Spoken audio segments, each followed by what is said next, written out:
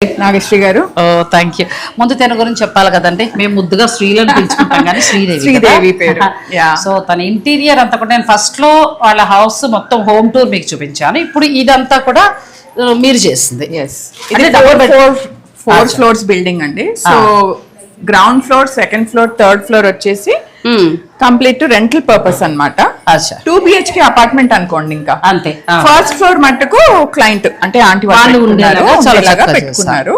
So ఇదంతా కూడా TV ఈ టీవీ ప్యానెల్ లో అక్కడ బాత్రూమ్ ఉంది, కామన్ టాయిలెట్. సో అది కన్సీల్ చేసేసాను. ఈ టీవీ ప్యానెల్ మొత్తం అంతా కూడా ఇక్కడ నుంచి ఆ చివరి వరకు. ఇది ఒక వాల్, సోఫా సీటింగ్ దగ్గర ఇది ఒక వాల్ హైలైట్. చాలా వేస్ట్ కాకుండా అట్లా చక్కగా design. Main door left side కి ఒక వాల్ ఉంది కాబట్టి మాకు స్పేస్ ఉంది కాబట్టి అది ఒకటి హైలైట్ చేశాను. కానీ వాల్ ని మీరు బాగా హైలైట్ చేశారు. ఇక్కడ కిచెన్, ఇది చిన్నగా పూజ రూమ్, వెనక సిఎన్సీ నార్మల్ హౌస్ నే కానీ మంచి రిచ్ లుక్ లో.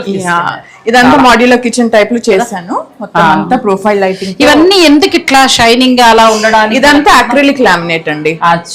అక్రిలిక్ లామినేట్ అంటే మీకు గ్లాస్ ఫినిష్ వస్తుంది. దాని వలన ఈజీ మెయింటెనెన్స్, చాలా స్క్రాచ్ ఫ్రీ ఉంటది, రెసిస్టెంట్ బాగా. ఇది కిచెన్ అండి. ఒక బెడ్రూమ్, 2 బెడ్రూమ్స్ వచ్చాయి. సో ఇదొక బెడ్రూమ్, అదొక బెడ్రూమ్. ఈ బెడ్రూమ్ లో కూడా వెనక విండో వచ్చింది మనకు బెడ్ బ్యాక్ సైడ్. సో అది కన్సీల్ చేసేసాను.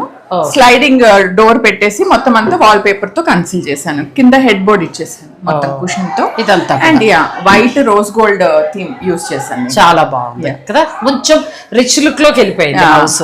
ఇప్పుడు ఇదంతా కూడా ఏంటంటే మనకి చక్కటి బడ్జెట్ లో అంటే నేను ఇప్పుడు ఇలా ఒక హౌస్ డబుల్ బెడ్రూమ్ చేసుకోవాలంటే మినిమం ఎంత నుంచి నేను 10 to 12 పెట్టుకుంటే మనం ఇంత రిచ్ లుక్ లో తీసుకురావచ్చు.